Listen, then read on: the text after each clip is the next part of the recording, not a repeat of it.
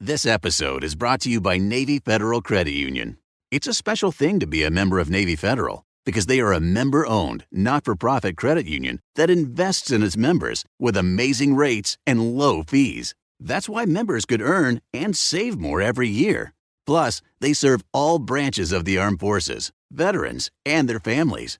So if you're interested in becoming a member, learn more at NavyFederal.org. At Navy Federal Credit Union, our members are the mission. Insured by NCUA. It's time. Time to get credit for the work you've done. Time to get the recognition you deserve. With Purdue Global, you can move forward in your career, for your family, and for yourself. You're worth the investment in yourself to earn a degree you're proud of, a degree that employers will respect. Purdue's online university is designed to support working adults like you who know it's never too late to accomplish your goals. It's never too late to make a comeback. It's time to start yours today at purdueglobal.edu. Episode 192 is episode 91, Goal Setting and Strategizing for the New Year. Welcome to the Frugal Friends podcast, where you'll learn to save money, embrace simplicity, and live a richer life. Here are your hosts, Jen and Jill. Welcome to the Frugal Friends podcast. My name is Jen. My name is Jill. And today we are re-airing one of our most popular episodes, which happens to be about goal setting. And we strategically planned it to be right now. Happy Christmas Eve. But we assume most of you will not be listening to this episode on Christmas Eve. Maybe you are. Right. Maybe you love us so much. We're such good friends. Or you're driving to your parents' house and it's like an hour drive and you're cool. You're listening to us. But we wanted to get this out a little bit before the new year so that you can plan and strategize for your 2022 goals. It's coming up. It's right around the corner, that time when we just strategize and plan and set all the goals. And then go back to eating then February cookies happens. and fail. But so we don't want that to happen to you. So we are re-airing this episode. And this episode is also brought to you by our 2022 goal planning workshop. Woo-hoo. So we are going to help you plan your goals live. On December 27th, we are doing a free planning and strategy workshop to help you break down your 2022 money goals into actionable month-by-month little goals and steps. So it's like an extension of this episode. We'll be doing it live together. Jill and I will be doing it too. So come with a goal in mind and let's break it down together. Space is limited and a replay will be sent out to everyone, but grab your seat at frugalfriendspodcast.com/training. What a fun thing in between the holidays just before the new year. I'm so excited. Also brought to you by Whack-A-Mole, one of the best arcade and circus games out there next to Skee-Ball, of course. But their sponsorship was out of our price range. You can't win at Whack-A-Mole without a good strategy and a fair degree of rage, quick reflexes, and just an overall sense of urgency. Kind of like what we're talking about in this episode. Whack-A-Mole, where strategy and chaos meet to create fun for all. So if you're ready to talk about rage, reflexes, and an overall sense of urgency, Yes. then stay tuned. And it is Whack-A-Mole or Whack-A-Mole. Oh, we'll talk about that later. All right. So today's first article is from mindtools.com, and it is the golden rules of goal setting. So 5 rules to set yourself up for success. And I love getting set up for success. So I really liked this one. How about you, Jill? Really good. Yeah. I always love the succinct articles. The list of 35, they're all fine and good, but you usually have to weed through them for the 5 good things. And this just cuts straight to the chase. Yeah. And usually, so Google prioritizes articles that are longer. So that's why you see these lists of 50, 35, 100. But Mind Tools is just a good website, and so Google puts it up in the algorithm, and you'll see why when you read this article. So I like that they say, even before they get into the 5 things, is that it needs to start with careful consideration of what you want to achieve. So before we just rush to set goals, sit down and actually think, what are my priorities? I love that term, careful consideration, probably because I love alliteration and rhyming. Whoa, look at me. And my timing. I don't know. Jen, save me. Sorry. No.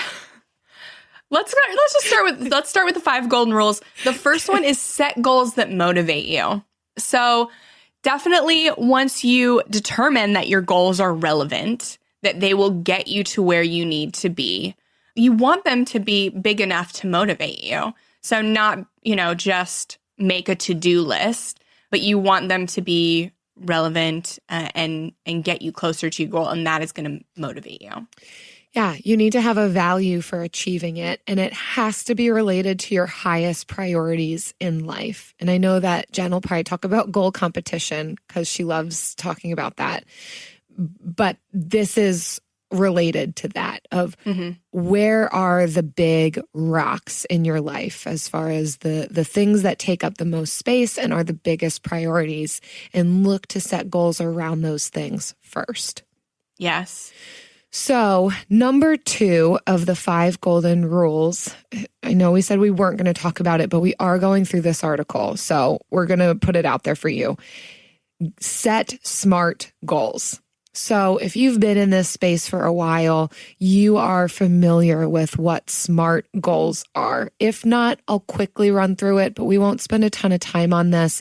It's what every single goal setting article, podcast, anything says, because it's good. It is good. It just is. There's a reason. Recycled content. But SMART goals talk to the type of goals that you need to set for them to be effective. And it's just a helpful acronym. So it stands for specific, measurable, attainable, relevant, and time-bound. Your goals need to have each one of these categories checked off in order for them to be a really good, probably goal that you will achieve if you have looked at it from all of these angles. It's just a good tool to have in your tool belt. So it does fall under the golden rules of goal setting. Yeah. Set a SMART goal. But here's one place where you can get maybe set back with using the SMART framework. And the framework makes sure that the goals are attainable and relevant, but it doesn't make that assure that they are challenging. So the SMART framework allows you to make goals that are small. And it can tempt you to do, because you want to be able to attain it in a time-sensitive manner. So yes, it will get you towards your goal in smaller increments, but I think we have to look outside of the SMART framework and set stretch goals. So goals that aren't initially maybe seemingly possible. And then once you have your stretch goal, you make your SMART goals around those. So they say the first one should be motivational. And I would just translate that into being like a stretch goal. So something that you don't initially think you can achieve, and then try and make goals that will get you to that. And you might not achieve it, but you'll get so much further than if you had just been making smaller SMART goals. So that's my only qualm with the SMART framework. Yeah, it can sometimes set our mindset to only making it just super realistic, which helps us to form habits and maybe check off, like you said, these smaller things. But it's not necessarily the framework that's going to get us to those dream level type goals. Yeah, we'll talk a little bit more about how to do that in the next article too. Nice. Okay. Number 3 is write it down. Even you non-type A people out there, write it down. There is so much power in putting something on paper, but not just that, getting it out of your head. There's something about our connecting from what's happening in our brain to putting it out in a tangible way. And this applies in a lot of other areas of life, not just goal setting, although I won't go down that rabbit trail. But there is something to actually getting it out of our heads and putting it down on paper with our hands. And with that, I like this tip that the article gives to watch your words. They do matter. So where we might be tempted to say, I would like to read 20 books this year. Instead, I will. And it puts this extra level of urgency, discipline, and determination to it. If we don't give ourselves that wiggle room of the words that we choose, it can just then carry a different weight to it. So be careful with the words that you put to it and write it down. Yeah. And further breaking that down into, I will read a book I will finish a book every 2 weeks. So breaking that down and giving yourself an even more like specific time. That's that like going into that SMART goal framework is giving yourself a SMART goal for every single step of the bigger stretch goal. Yep. 4 is make an action plan. So this is where goal planning meetings come in. And every powerful couple that I see, they have goal planning meetings. This happens with very successful people have goal planning meetings with their spouse or partner. And very successful people, if they're not married, have goal planning retreats or meetings just with themselves. Like this is something they make a priority and they sit down and do. This was the main reason I created the financial freedom planner that I have on my website. It is a planner just for a goal planning meeting. But we also have a free printable that you can use for a goal planning meeting. If you go to frugalfriendspodcast.com/goals, so GOALS, you can get a free goal planning meeting worksheet. So it's going to have your one stretch goal at the top and then 2 SMART goals that will help you get closer to that. And then at the bottom, some strategies you can implement to get closer to achieving those SMART goals. And we'll talk about strategies later. But so that's kind of the format for having a goal planning meeting. You are establishing your stretch goal. You are deciding on 1 or 2 SMART goals to use to start out with.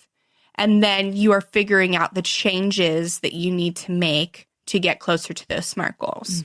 So that is, your 3-step action plan for a goal planning meeting. And it's essential. Like we did it in when we were in Mexico last month on vacation. We didn't have a paper or any scrap paper.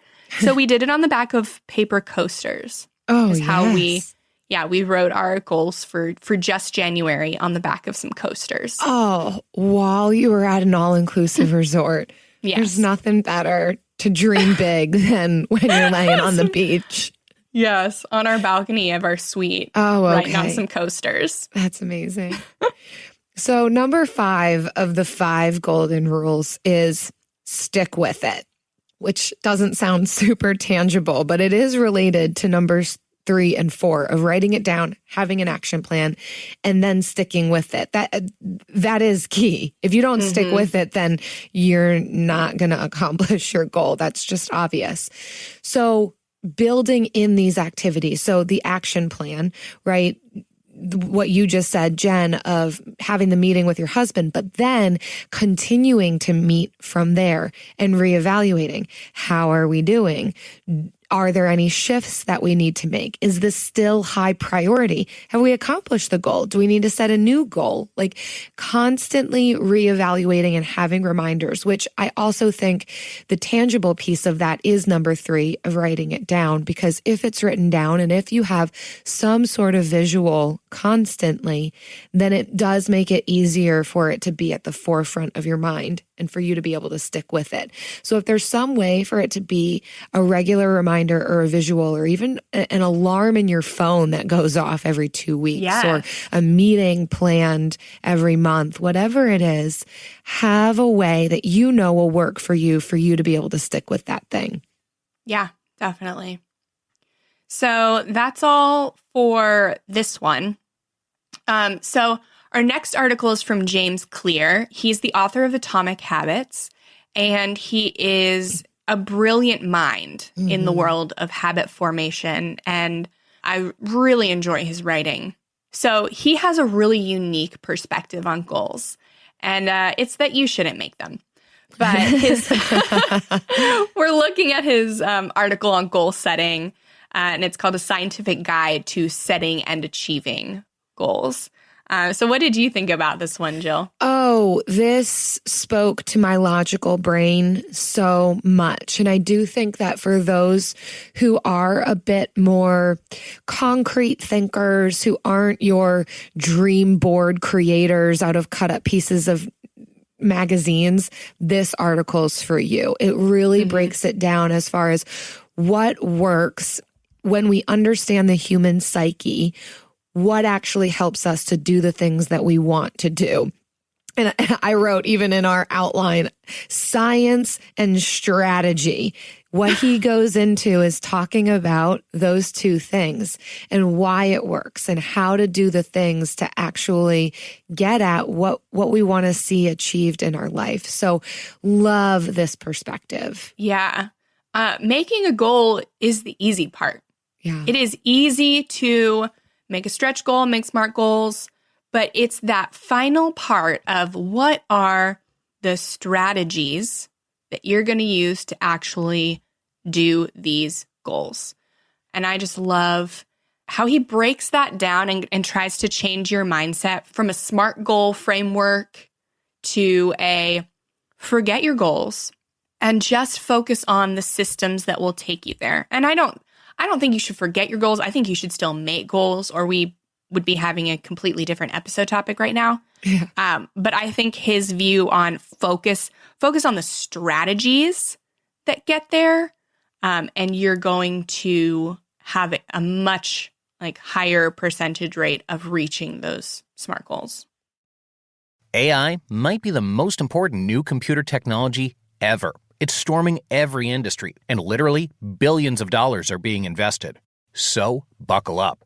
The problem is that AI needs a lot of speed and processing power. So, how do you compete without costs spiraling out of control? It's time to upgrade to the next generation of the cloud, Oracle Cloud Infrastructure, or OCI. OCI is a single platform for your infrastructure, database, application development, and AI needs. OCI has 4 to 8 times the bandwidth of other clouds, offers one consistent price instead of variable regional pricing. And of course, nobody does data better than Oracle. So now you can train your AI models at twice the speed and less than half the cost of other clouds.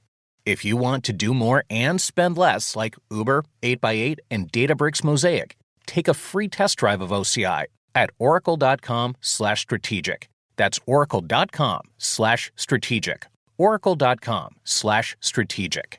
We all agree that reducing carbon emissions is a good thing, and once again, Toyota is leading the way. We hear a lot about fully electric vehicles, and Toyota has them, with more on the way, but we also know a BEV is not for everyone, whether it's because of cost, range, or concerns about finding a charging station when you need it. Plus, the raw materials used to manufacture batteries are limited. Enter Beyond Zero, Toyota's vision for a carbon-neutral future, in vehicles and manufacturing plants too, in the years ahead. The materials used to make just one long-range battery for an EV could be used to make batteries for 6 plug-in hybrids or 90 gas-electric hybrids. That's why Toyota's position today is electrified, diversified, empowering you to choose how to reduce your own carbon footprint with the vehicle that's right for you, a hybrid, plug-in hybrid, or battery EV. So shop, learn more, and get details at toyota.com/beyondzero. Toyota. Let's go places. Yeah. So the first item that stood out to me in this article, and it is quite long. It's fantastic though, so feel free to check it out on your own time. But the first one that I want to highlight here is where he talks about stacking your goals, meaning to be super specific. And again, my more logical side of my brain loves this because he is pulling upon research, saying that research has shown that you are 2 to 3 times more likely to stick to your goals if you have a specific plan on where and how and what and why you're going to do the things that you're doing, which, okay, yeah, that's kind of related to SMART goals, but he doesn't even talk about SMART goals, which is so fun.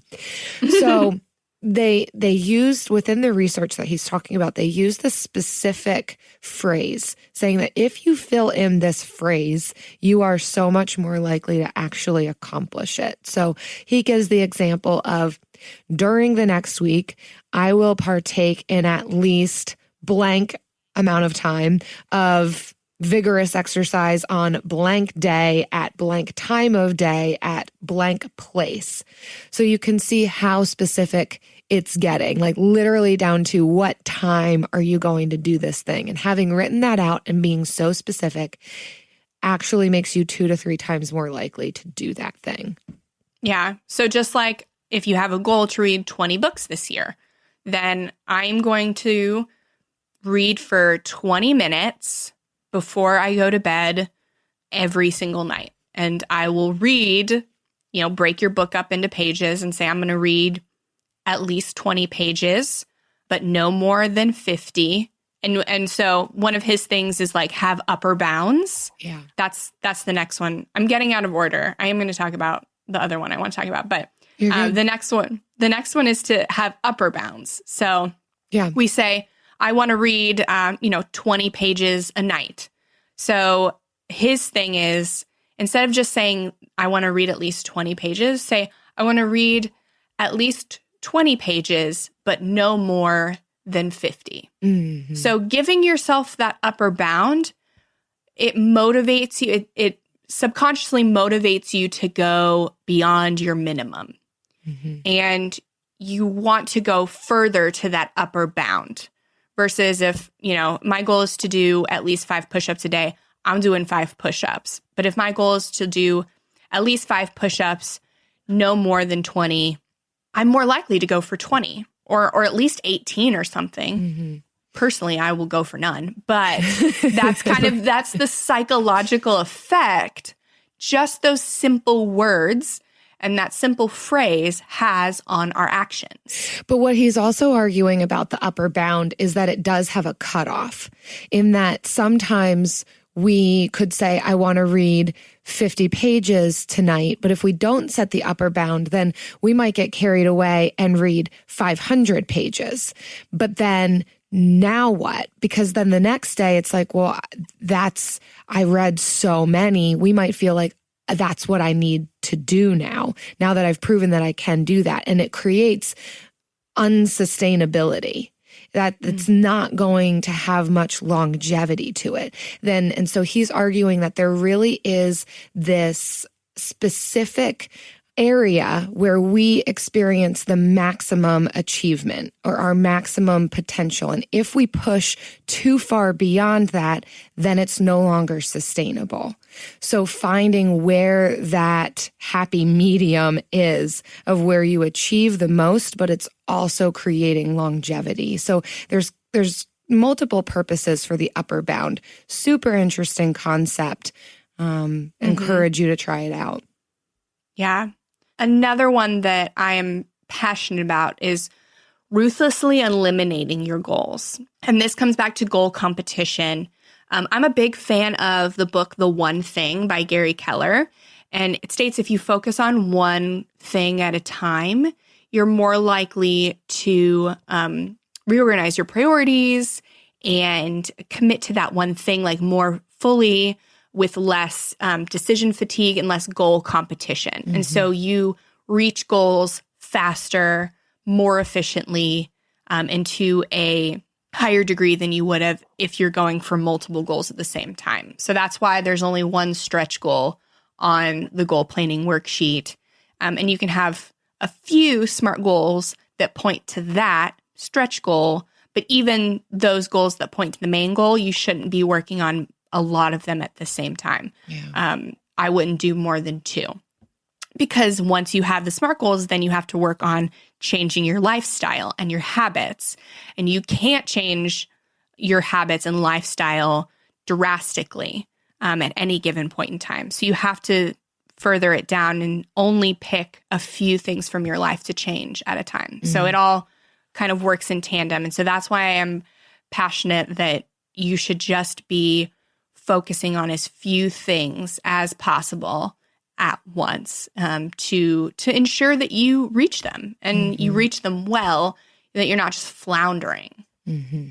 Yeah, which I think relates to actually setting goals, not just things you're already doing. I think sometimes we can get confused with that of something that I'm already doing and maybe I just want to do it a little bit more.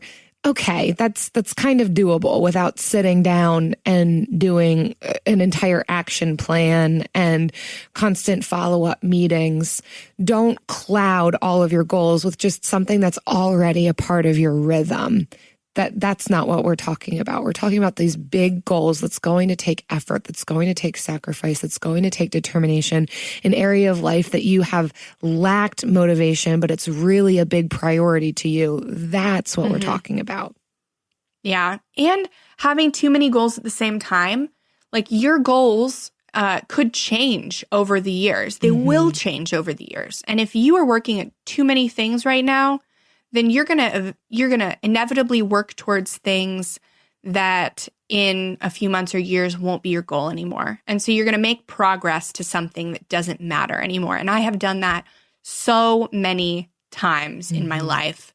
And personally, I feel like it's wasted time. Like in the grand scheme of things, it's not. No time working towards a goal is wasted. But I feel like I could have been investing in something better that got me to my niche goal. So that's another reason. I love the story he tells about rose bushes. And he says, as a rose bush grows, it creates more buds than it can sustain. And if you talk to an experienced gardener, they'll tell you that a rose bush needs to be pruned to bring out the best in both their appearance and performance.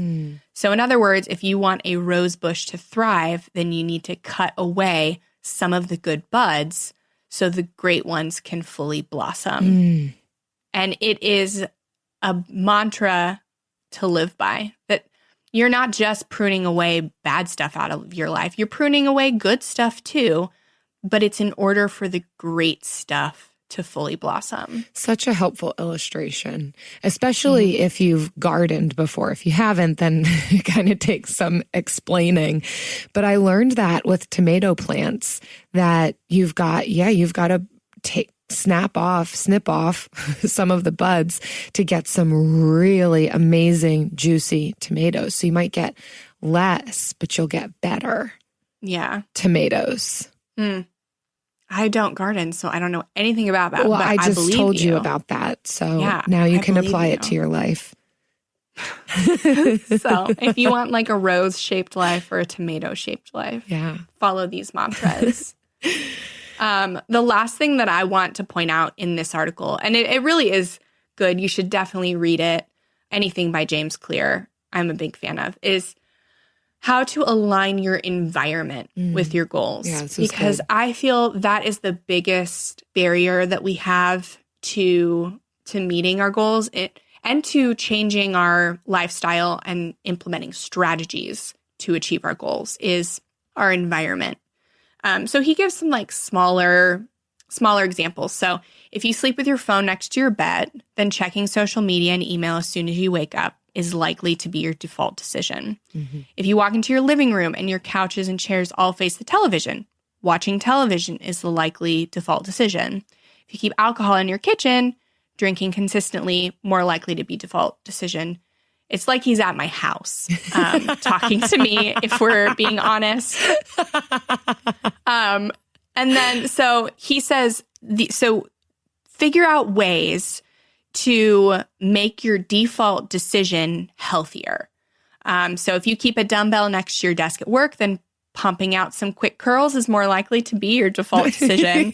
I don't know in what world. Quick curls, girl. Yeah, I don't know in what world that would ever be my default decision, but if you've got carpet in your office, then doing push-ups is more likely to be your default decision. Sure. Here's one I can get on. If you keep a water bottle with you throughout the day, then drinking water rather than soda is more likely to be the default decision. If you place floss in a visible location, like next to your toothbrush, flossing becomes more likely to be a default decision. So it's figuring out what it takes to achieve your SMART goals and setting up your environment to be more conducive to that. So for me, so this is on a bigger level, and it may not be for everyone, but relationships was a big factor in keeping me in debt. I wanted to maintain relationships with people that wanted to go out all the time. And so I needed to make my environment more conducive to paying off debt. And I had to make new friends, which for an introvert is super hard. But I had to make new friends that didn't want to spend money. Yeah. And it's not that I forgot the ones that did, but I couldn't hang out at the places they wanted to hang out. And so instead of being a lonely hermit, I, decided to do the hard thing and make new friends. And that was something so my default decision was to do free activities. That's how I changed my environment to align with my goals. I love the science and strategy in this and the simple things that he gives here of creating visual cues, having simplicity with it, right? That does sound so simple. Carry around water. You're more likely to drink water. Just recognize that as humans, that is what we are most likely to do. The thing that is most readily available, the easiest, most accessible, the thing that we hardly even think about, we just do because it's right there. Look at those aspects of your life and how can you create minor changes there that will help you towards your larger goals. Good word. Yeah. You know what else is a good word? Always a good word. It's the Bill of the Week.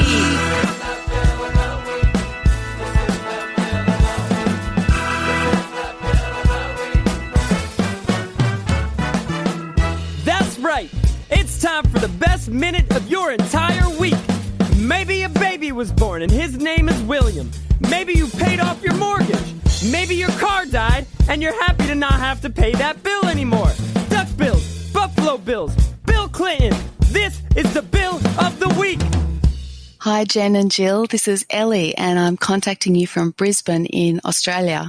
I just want to say how much I love your podcast. I've just discovered it a couple of weeks ago, and I've been really enjoying it, so thank you.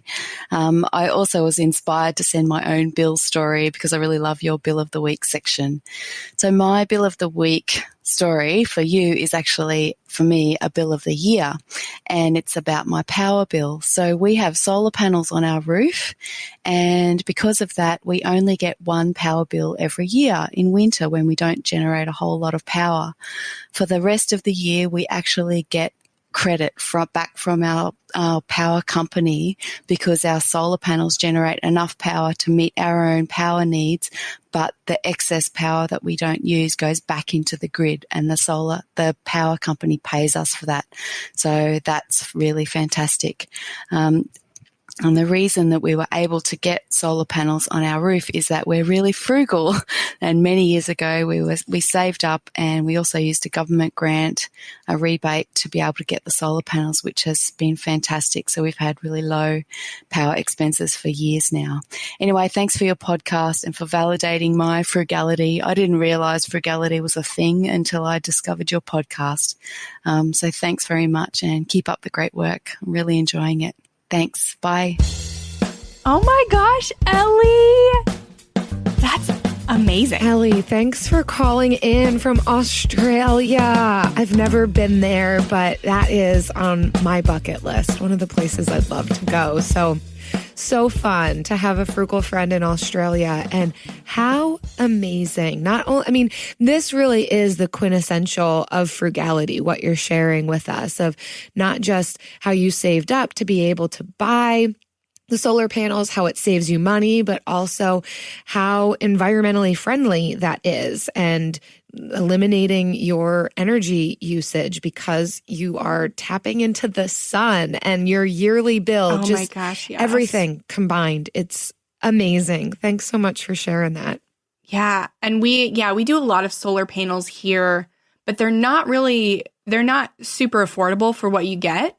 So I love that you saved up, you took advantage of a grant, and I think that's so cool. So thank you, Ellie. If you have another cool bill to share with us, visit frugalfriendspodcast.com/bill and leave us a bill, and we will be excited about it with you.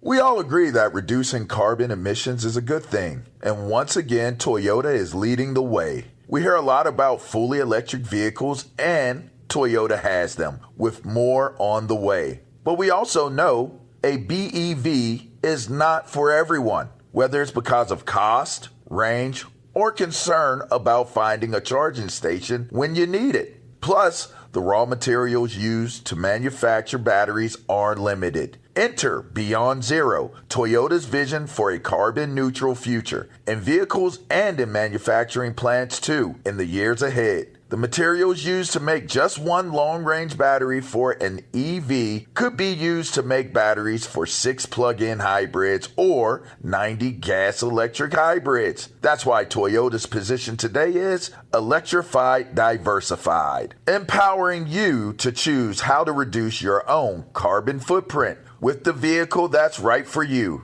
A hybrid, plug-in hybrid, or battery EV. So shop, learn more, and get details at toyota.com/Beyond Zero. Toyota, let's go places.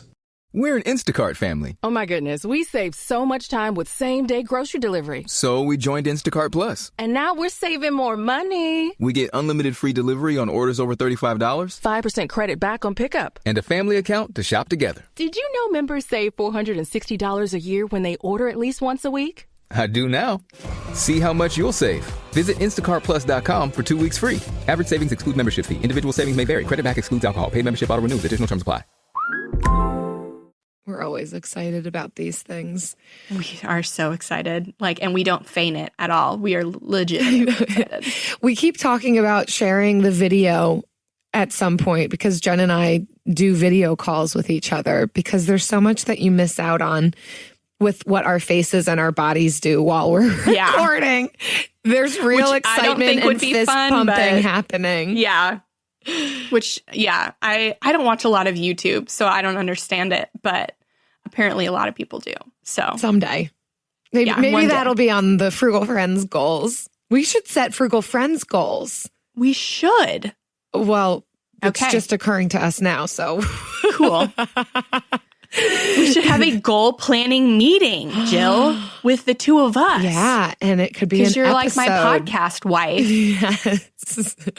And we are a power couple. We'll negotiate and everything. Yeah. We did set some individual goals. Which we will talk about now in our lightning round. Yes. So, Jill, you recently had a goal planning meeting with Eric. Oh, and yes, you saw that. I did see it. Of course, I follow you. I'm watching always. Yeah. It's a goal planning meeting. I guess we could call it that. I don't call it that because I think Eric would never participate if I called it that. Well, that's a thing. You have to call it whatever your spouse will participate in. So, what did you call it? Oh, just looking back on New Year's Eve predictions.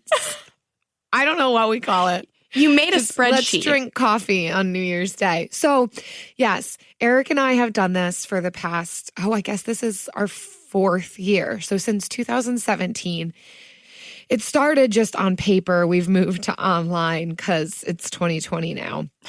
New decade. But where we talk about what has happened in the past year.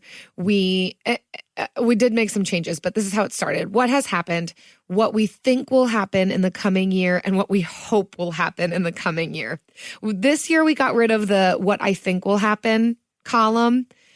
that was probably even after I posted on our Facebook group. But I realized part of this idea of, okay, almost SMART goals versus stretch goals, of the realistic, what I actually think, but then the more stretch, like what I actually hope will happen. So we just moved into just stretch, like what we just hope is going to happen. So we do this every year, but we do it separately. That's something I didn't mention on social media. He does his and I do mine. So we don't even, so that's probably where it shifts a little bit. There's more of a fun element to it. And then we put it away and we don't look at it until the next year. So the goal parts I do keep at the forefront of my mind, but there's aspects to it that are just somewhat prediction, somewhat I'm not sure what's going to happen, and it's not that important to me what happens. I'm not explaining it well, but anyhow, it's fun. So, but as far as goals go, so we're sharing goals, right? Individual goals. So this year, I want to, and this is going to sound so small and so attainable, but you've got to understand, I really don't read that often, but I do want to read this year. So I'm setting a goal of reading 3 books, which for me is a lot because I read 0 this past year. I skim, I take little snippets. It's like this awful strategy that I developed through undergrad and grad school where I don't actually read start to finish. So read 3 full books. For me, I want them to be across a variety of topics, mostly probably professional, like aligning with my profession.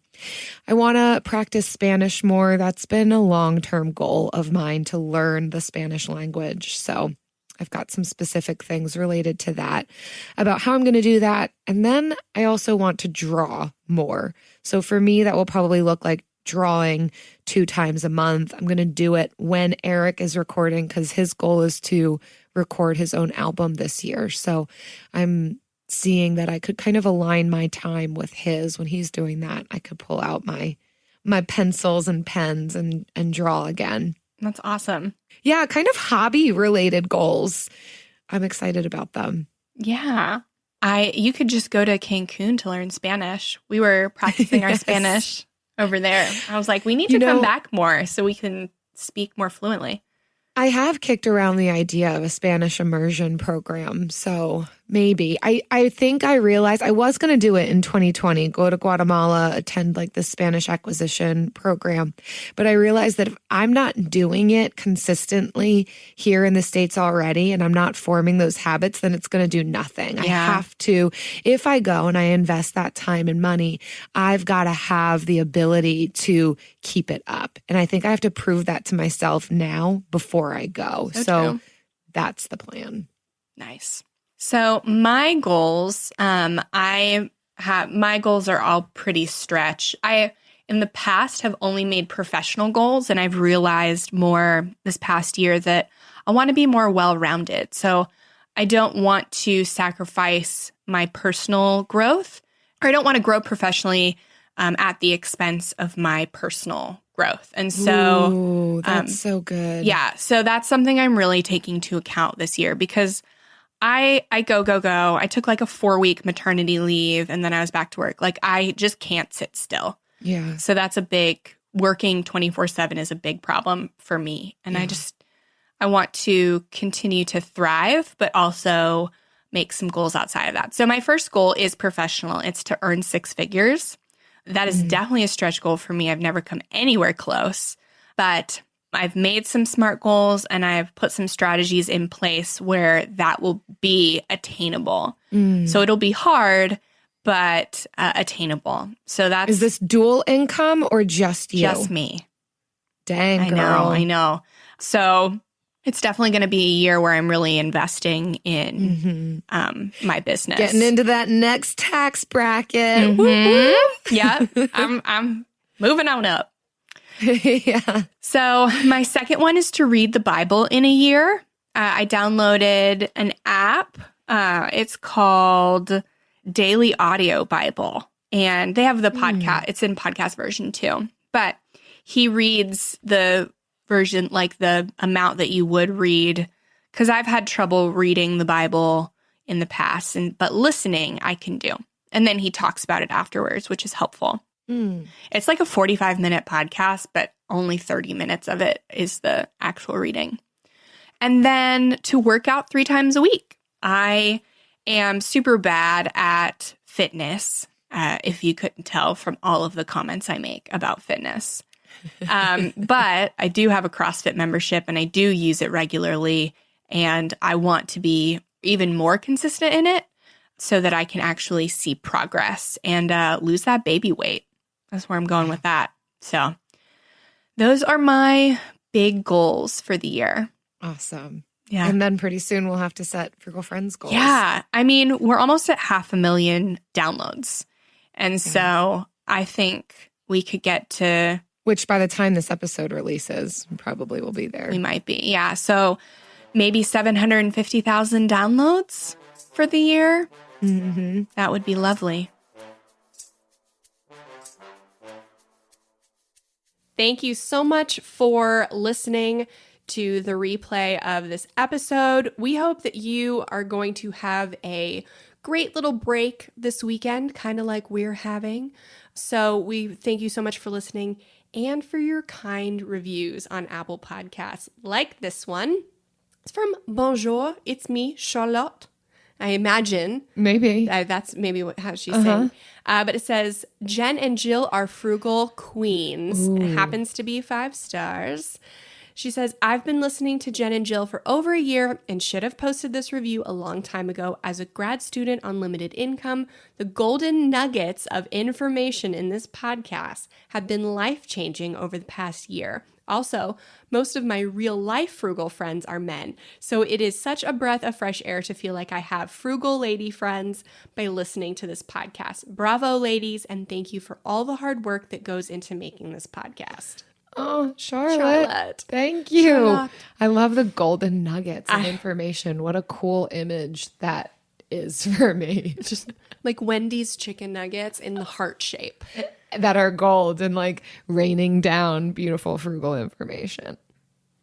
We also want to thank our friends who share these episodes on social media. So when you share the latest episode on Instagram, we add you to our monthly drawing. For every 5 tags and reviews we get each month, we're giving away $50, 50, for you to spend in the Frugal Friends shop. So keep leaving us reviews wherever you listen to podcasts and sending the screenshots to frugalfriendspodcast@gmail.com.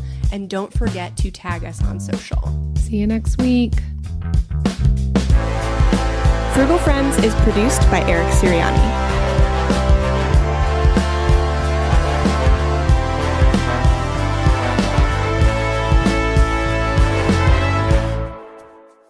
All right.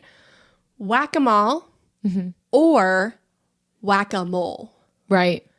So I've never heard of whack-a-mole. And I said, Jill, you are wrong.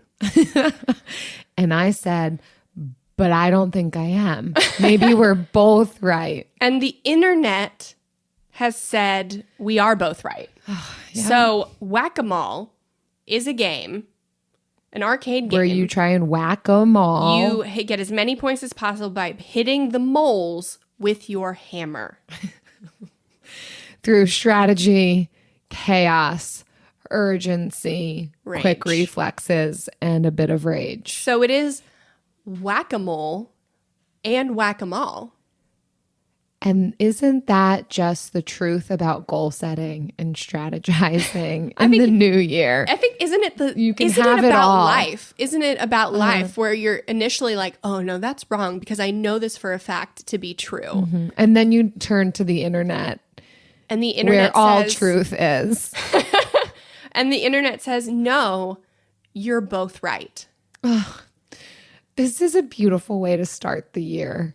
It's a beautiful way to head into Christmas. And to celebrate our friendship. Yeah. And you're both right. Know that you have the gift of just because you're right doesn't mean somebody else has to be wrong. You can both be right.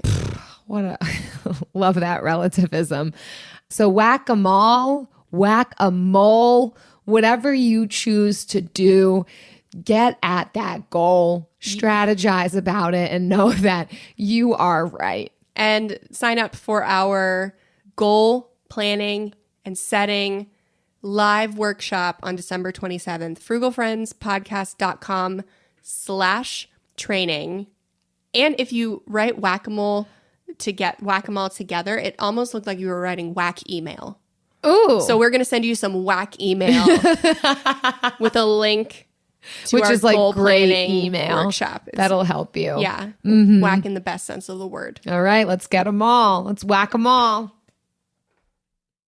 Land.com can help you find that little patch of ground to call your own and do all the hunting, fishing, and hanging out with the family you want.